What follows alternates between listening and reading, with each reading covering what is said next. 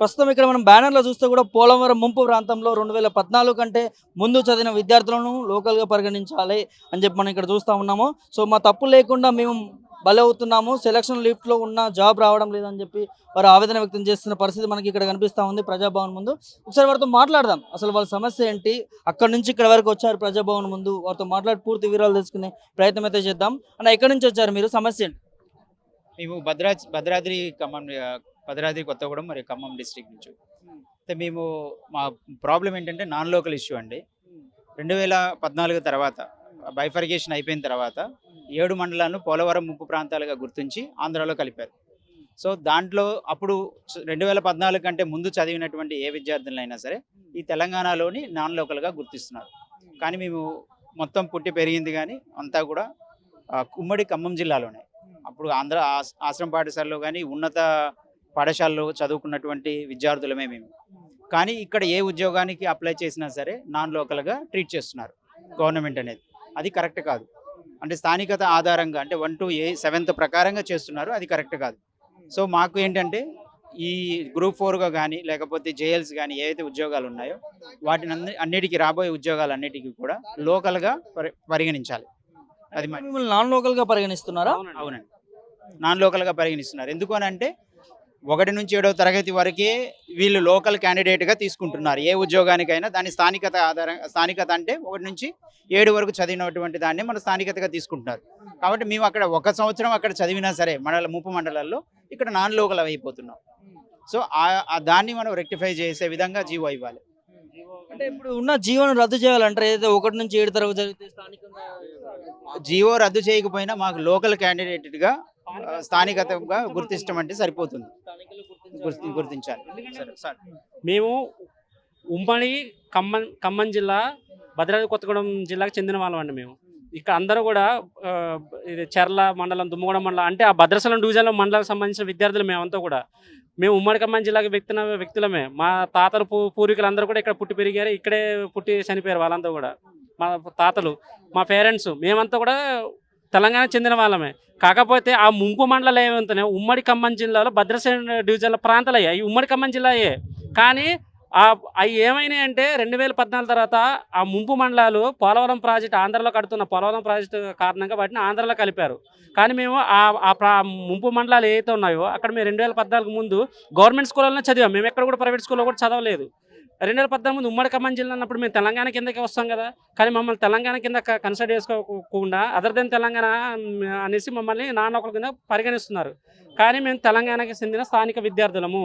మమ్మల్ని స్థానికులుగా గుర్తించి ఈ 124 జియో ప్రకారం 1 to 7th ఏదైతే ఉన్నాయో మేము తెలంగాణలో చదివాము. దాని ప్రకారం మమ్మల్ని తెలంగాణ విద్యార్థులుగా గుర్తించి మాకు లోకల్గా స్థానికత ఇవ్వమని కోరుకుంటున్నాము. అది మా ప్రధానమైన సమస్య.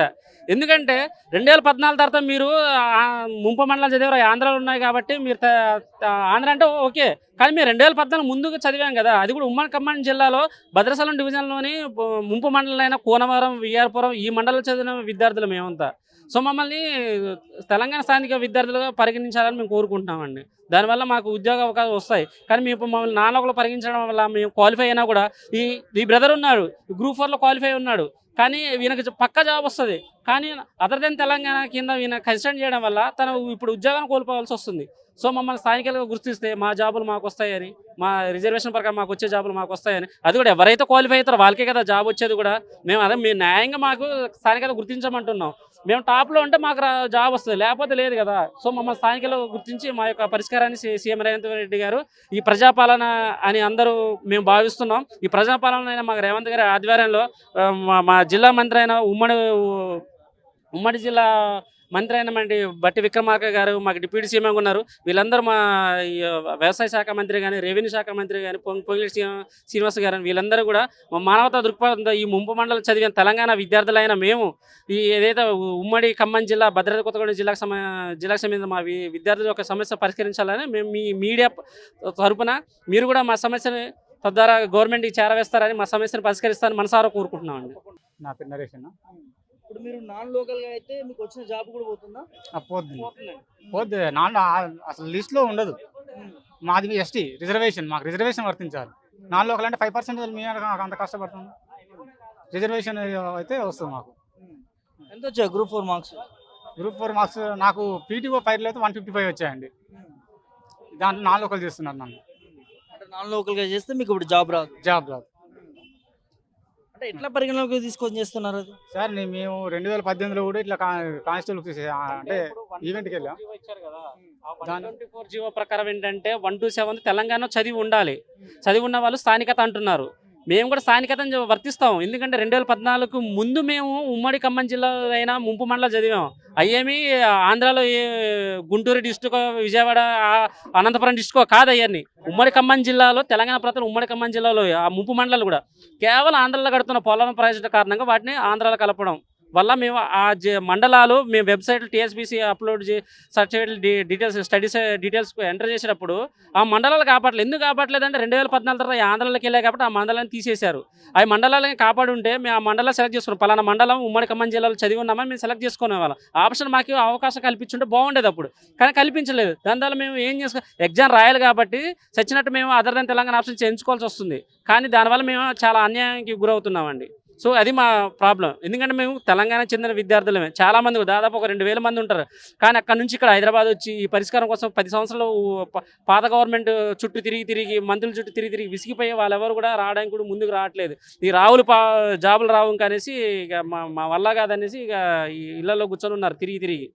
ఇది ప్రధాన సమస్య అండి. ఎందుకంటే మొన్నటిదాకా 46 జీవో అన్నారు, దానికన్నా పెద్ద సమస్య అండి ఇది. స్థానిక తెలంగాణ బిడ్డలు కూడా తెలంగాణ స్థానికత గుర్తించకపోతే మేమందరం ఏమైపోవాలి చెప్పండి? అది కూడా ఏజెన్సీ ఏరియా. మళ్ళీ అది కూడా ఐటీడీఏ పరిధిలో మండలాలు అవన్నీ కూడా ఆ కూనవరం, విఆర్పై ఈ మండలాలను కూడా అంతకుముందు ఉమ్మడి ఖమ్మం జిల్లాలో ఉన్నాయి. మేమంతా కూడా ఆ చుట్టుపక్కల ప్రాంతం చెందిన వాళ్ళమే. ఎక్కడ చింతూరు, ఇదేంటి చెర్ల, దుమ్మగూడెం, వాజేడు, వెంకటాపురం, మూలుగు జిల్లాలోని వెంకటాపురం ప్లస్ భద్రాద్రి కొత్తగూడెం జిల్లాలోని చెర్ల, దుమ్మగూడెం మండలానికి సంబంధించిన విద్యార్థులే మేమంతా కూడా.